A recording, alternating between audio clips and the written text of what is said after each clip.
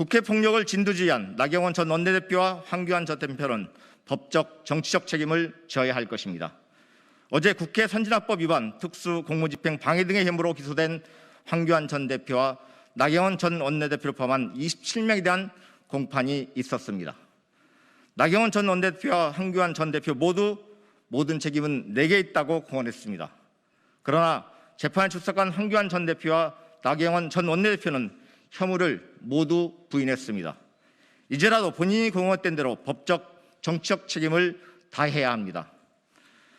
패스트트랙 지정은 국회법 제85조 2항에 근거한 합법적 절차였습니다. 그러나 당시 자유한국당은 바른미래당 소속 오신환 의원에 대한 사보임 자체가 불법이기 때문에 패스트트랙 지정 절차 역시 불법이고 원천무효라는 궤변을 늘어놓았습니다. 국회 의원과 사무실을 점거하고 회의실을 봉쇄했던 것도 불법 사보임에 맞선 정당행위라고 강변했습니다.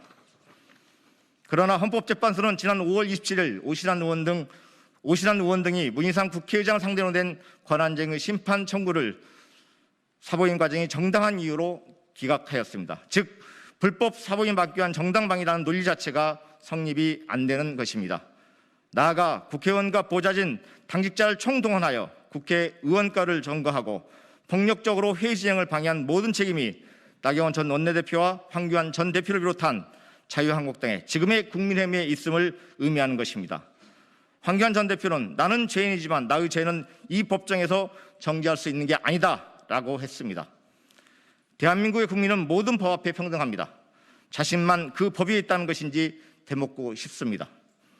나경원 전 원내대표는 이 재판이 헌법 가치를 지켜내고 입법부의 자율성과 독립성을 지키는 자유민주주의 본보기가 되길 희망한다고 했습니다. 나 전 원내대표의 말처럼 불법 행위에 대해서는 합당한 처벌이 따라야 할 것입니다. 그것이 헌법 가치를 지키는 자유민주주의의 합당한 모습일 것입니다.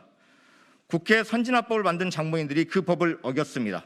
스스로 부정한 것과 다름없습니다. 이제라도 국회의 기능을 마비시키고 국민께 실망만을 드린 그 사태에 대한 책임을 분명히 져야 합니다. 또한 국회 선진화법을 위반한 첫 사례인 만큼 책임을 분명히 물어 국회 내의 폭력과 불법이 근절되도록 해야 할 것입니다. 이상입니다.